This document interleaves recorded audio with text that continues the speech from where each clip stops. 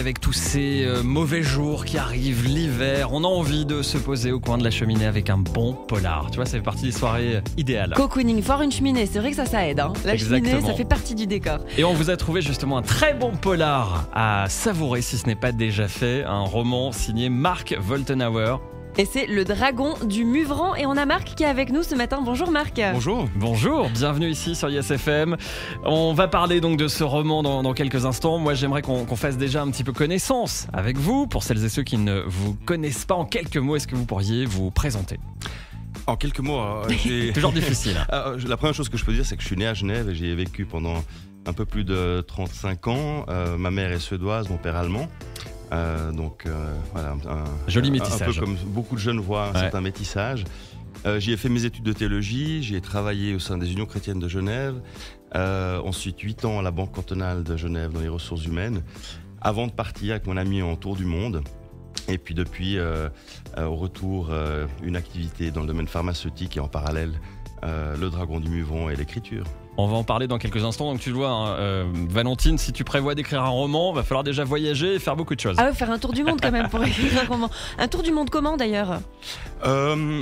C'était sac au dos, transport public, mais aussi camping-car en Australie, enfin selon les pays, différentes manières de voyager. Et tous les continents ?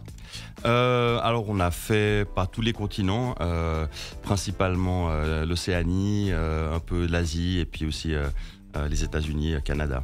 Et peut-être les pays nordiques qui vous ont inspiré. On en parlera dans quelques instants sur YesFM et comme promis de la musique juste avant. Gavin James, c'est à suivre dans quelques instants sur YesFM. Émotion Airport. Novembre avec notre invité Marc Woltenhauer. Vous êtes toujours avec nous pour évoquer ce roman Le Dragon du Muvran. Alors c'est un livre qui est sorti il y a déjà quelques temps, l'été 2015, c'est ça ? En octobre l'année passée, donc ça fait voilà, à peu près une année. 2015, la nouveauté c'est qu'il est publié dans de nouveaux pays francophones. Même 3 si on rajoute le Canada, la Belgique et la France. Donc ça c'est un peu la nouveauté. Ça fait quoi quand on voit son roman sortir des frontières suisses ? Il y a un immense plaisir, j'imagine. Alors il y a un immense plaisir, c'est clair, de voir le dragon passer au-dessus des montagnes et puis aller à la conquête d'autres pays. Après un petit peu d'appréhension aussi, ou la curiosité de savoir comment est-ce que ce livre va être accueilli dans d'autres pays. En Suisse, il y a un lien direct parce que ça se passe en Suisse, donc les lecteurs se sentent peut-être proches de ça, puis du coup on se demande comment ça va se passer ailleurs. Et puis vous nous disiez que c'était vraiment votre tout premier roman, votre premier même travail d'écriture, à part à l'époque votre mémoire en théologie justement. Donc c'est des choses que vous découvrez au fur et à mesure ? Oui, vraiment, pour moi dès le départ ça a été une aventure assez incroyable et puis une vraie découverte, je dirais, de l'écriture parce que au départ j'ai eu les idées, un peu l'intrigue, le lieu, etc. J'ai assez vite réussi à mettre sur le papier les grandes lignes d'une intrigue possible. Puis je me suis dit, mais j'ai jamais rien écrit, j'ai jamais été très doué en français, qu'est-ce que je fais ? Et j'avais vraiment le prologue comme une image dans la tête, puis je me suis dit, je vais essayer de l'écrire. Et en fait, je me suis rendu compte que ça sortait avec beaucoup de facilité. Après, j'ai dû bien sûr reprendre, retravailler, etc. Mais en tout cas, il y a vraiment eu comme quelque chose qui s'est déclenché, et puis le récit m'a porté vers l'écriture. Et vous écrivez comment justement ? C'est un ordinateur ou c'est à la plume ? Oui, à l'ordinateur, bien sûr. Bien sûr. C'est beaucoup plus simple pour faire des corrections, pour faire des copier-coller, retravailler le texte. Alors c'est peut-être un peu moins romantique, mais en tout cas c'est plus pratique. Alors le travail, on en parle, on commence à l'évoquer, le travail sur un roman de quasiment 700 pages, ça prend combien de temps et comment on s'organise ? Parce que même si on a les idées, même si on a plein de choses à raconter, comment on organise le travail, surtout pour un premier roman ? C'est une toute nouvelle aventure. Oui, alors sur la durée, je pense que j'ai mis 1 an et demi à peu près pour l'écrire, et puis après j'ai encore pris 6 mois vraiment pour le retravailler. Comme j'ai dit tout à l'heure, au début j'avais vraiment une trame, une sorte de squelette avec les grandes lignes, et puis je me suis lancé. Après, à un moment donné, j'ai dû mettre un peu plus de chair autour et du coup aussi peut-être structurer un peu plus tout ce qui allait se passer dans le livre.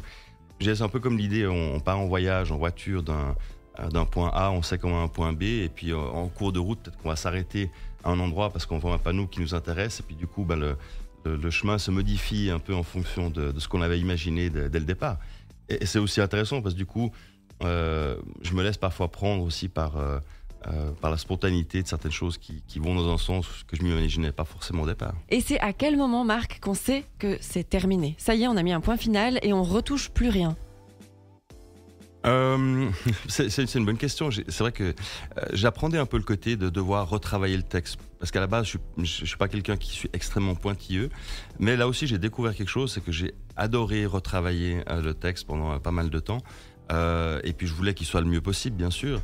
Je sais pas, c'était juste à un moment donné un sentiment en disant bon, maintenant ça suffit, je pense qu'il faut envoyer ça à un éditeur pour voir si ça peut les intéresser. Et puis même après, il y a encore eu pas mal de choses à retravailler. Marc Woltenauer, vous êtes avec nous ce matin sur Yes FM pour évoquer ce premier roman, Le Dragon du Muvran. On va en parler plus en détail de cette enquête policière qui nous emmène dans les montagnes vaudoises. Vous restez avec nous, on vous retrouve juste après les infos. Il est 8h30 sur Yes FM. Yes, yes. Le 10 novembre. Et notre invité, c'est Marc Woltenauer qui nous parle de son polar. Et on va raconter un petit peu l'histoire de ce polar, Le Dragon du Muvran. Marc, on parle de quoi? De Moyen-Âge, c'est ça? Médiéval fantastique avec un dragon? C'est ce qu'on pourrait penser, mais non. C'est donc un polar. C'est un polar qui se passe, aujourd'hui j'allais dire, mais en 2013, c'est pas très important, en tout cas c'est contemporain. Ça se passe à Grillon, et puis la référence au dragon du Muvran, c'est une légende locale dans cette région justement. Et quelle est cette légende alors? Alors elle est très simple, elle dit que lors du coucher de soleil, un soir de pleine lune, il y a un dragon qui habite derrière cette magnifique montagne du Muvran. Et puis qu'au coucher du soleil, il se réveille et puis il commence à voler autour du Muvran, il crache ses flammes de feu pour colorer la montagne. Et c'est vrai que quand on y est à Grillon, puis qu'on assiste à ça, on voit cette montagne devenir rose, orange, rouge. Et puis aussi, c'est ce dragon qui fait en sorte que les lacs alpins dégèlent au printemps. Ça a été le point de départ. C'est ce qui vous a donné envie d'écrire un livre, ou alors est-ce qu'il y a eu autre chose, un élément déterminant qui vous a amené à écrire cette histoire? C'est le deuxième point, mais le premier en fait c'est Grillon, c'est le village de Grillon.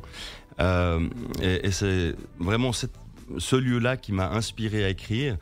Justement, je parlais tout à l'heure du tour du monde. Quand on est revenu de ce voyage, on a passé avec mon ami 4-5 mois à Grillon. Lui est justement originaire de Grillon, avant de retrouver un travail, un appartement. Et je me suis dit, mais il y a une ambiance dans ce petit village à huis clos. C'est un lieu où on pourrait écrire un polar, un peu dans la même veine que les polars nordiques qui se passent dans un petit village de pêcheurs, sur une île. Ces polars que j'aime beaucoup et puis qui ont aussi nourri, je dirais, mes lectures pendant ce voyage. Puis je me suis dit, mais là, il y a quelque chose à faire. Et c'était le point de départ. Puis le deuxième, c'était cette légende. Je me dis, mais voilà, il y a peut-être quelque chose à faire à partir de là. Alors, pour résumer, on peut dire que c'est un polar nordique dans les montagnes vaudoises. Oui, c'est ce qu'on a dit, d'une certaine manière, avec des inspirations. Alors, quels sont les auteurs nordiques? Il y a peut-être Stieg Larsson, évidemment, John Esbo, peut-être parmi les incontournables. Absolument, mais autrement pour moi, vraiment au départ, il y a Mankell, qui est vraiment un des tout grands, que j'aime beaucoup. Camilla Läckberg aussi, notamment, il y en a plein d'autres, des nordiques. Et c'est vrai que la manière dont ils travaillent les polars, dont ils écrivent les polars, c'est quelque chose qui m'a aussi inspiré pour écrire ce dragon du Muvran. Et on n'a juste pas parlé de l'intrigue de départ. Qu'est-ce qui se passe? Quel est un petit peu le départ de l'histoire pour nous donner envie de le lire? Alors, au tout départ, on va très vite retrouver, en fait, c'est la pasteur du village qui retrouve, en allant au culte le dimanche matin, un cadavre qui est nu, allongé sur la table sainte, avec un couteau planté dans le cœur, et puis surtout, un verset biblique qui est écrit. Et ce verset biblique, ça sera aussi une des manières qu'aura tout au long du livre le tueur de communiquer et puis de vouloir expliquer qu'est-ce qu'il est en train de faire. Et sur la partie enquête, sur la partie policière, alors vu que c'était pas du tout votre domaine à la base, de quoi vous vous êtes inspiré pour justement être plus proche de la réalité? Alors c'est clair qu'il y a une source d'information qui est très très riche, c'est Internet. Ouais. On peut trouver énormément de choses, mais ça a aussi ses limites. Et puis vous mentionnez le travail de la police. Il semblerait qu'il y ait quelques petites incohérences sur le premier. Mais là, pour le deuxième, justement, je suis en contact aussi avec des personnes qui me donnent des conseils à ce niveau-là. Notamment pour le premier, j'ai aussi travaillé avec un médecin légiste pour que ce soit le plus réaliste possible. Vous parlez de deuxième, ça veut dire que vous avez un deuxième bébé en route. Il est même plus qu'en route. J'ai fini de l'écrire. Ah waouh. Mais comme je disais la dernière fois, j'ai passé 6 mois encore à le retravailler. Donc je suis dans cette phase-là pour le moment. Bon, eh ben on va vous souhaiter plein de bonnes choses pour la sortie de ce deuxième roman qu'on peut attendre donc dans quelques mois peut-être. Dans quelques mois, en tout cas en 2017, la date n'est pas encore définitivement arrêtée. On suivra ça bien sûr sur ISFM. Merci beaucoup. On peut déjà venir se faire dédicacer Le Dragon du Muvran. Vendredi et samedi 18 et 19 novembre, vous serez au Festival du Polar à Lausanne. Et puis le dimanche 20 novembre, vous serez au Salon du Livre Roman à Fribourg. Voilà, exactement. Pour venir vous rencontrer, Marc Woltenauer. Merci beaucoup, Marc. Merci à vous de m'avoir accueilli ce matin. Grand plaisir.